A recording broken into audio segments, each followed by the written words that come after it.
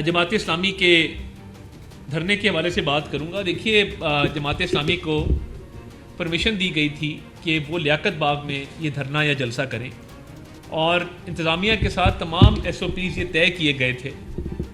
और देखिए, ये कार सरकार और जो पाकिस्तानी शहरियों की ज़िंदगियों के अंदर खलल है, आए रोज़ कोई ना कोई ग्रुप जो है वो एक सड़क ब्लॉक करता है और फिर पूरी ट्रैफिक जैम कई कई मील तक होती है।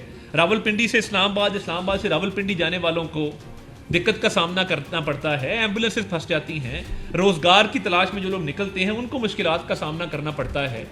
तो देखिए, जो परमिशन होती है, जो SOPs तय होते हैं, तो वो इसीलिए होते हैं कि वो परमिशन ग्रांट की जाती है कि इस जगह की हदूद तक आप जो है वो महदूद रहेंगे। तो ये लियाकत बाग वाला जो मामला तय हुआ था और SOPs तय हुए थे, उसके बाद इस्लामाबाद की तरफ पेश कदमी जो है वो समझ में नहीं आती।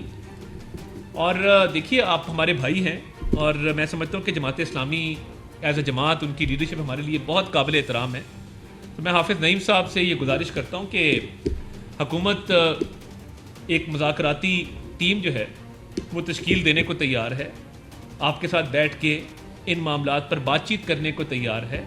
और मैं समझता हूँ कि हाफिज़ नईम साहब एक बहुत ज़ीरक सियासतदान हैं, बड़े दूरअंदेज सियासतदान हैं, हमेशा दानिशमंदी का मुजाहरा करते हैं।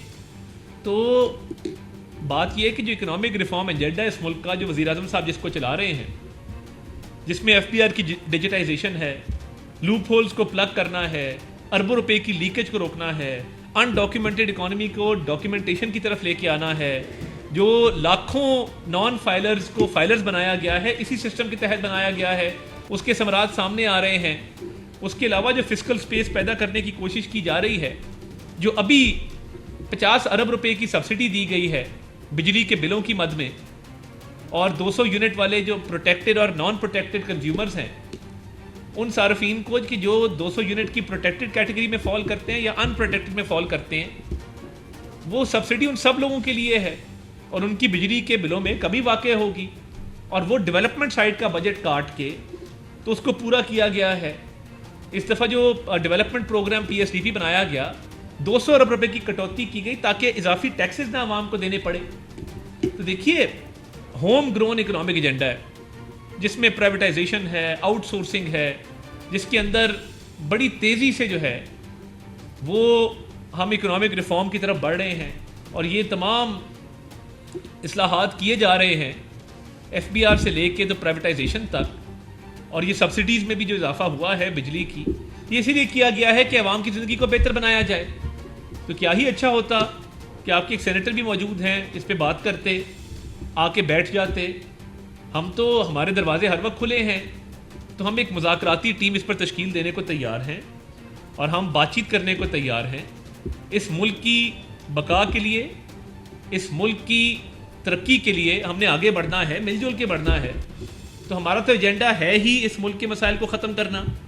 हम जब 2018 में छोड़ के गए, 2018 से 22, मैं सिर्फ आपको फैक्ट्स एंड फिगर्स बता दूं और हकीकत पे मबनी बता दूं, महंगाई 4% थी 2018 में, बिजली 8 रुपए फी यूनिट थी, आपकी जो शरह नमू है वो 6% के ऊपर थी, 4 साल के अंदर एक ईंट नहीं लगाई और कर्जों के अंबार लगाए एक ऐसे शख्स ने जो 190 मिलियन पाउंड का स्कैंडल करके एक बहुत बड़े ग्रुप को फ़ायदा दे गया, जो तोशाखाना की घड़ियां बेच के अरबों रुपए घर ले गया, जो इतना नुकसान कर गया कि जिस चीज़ को उसने हाथ लगाया उसने तबाही की है।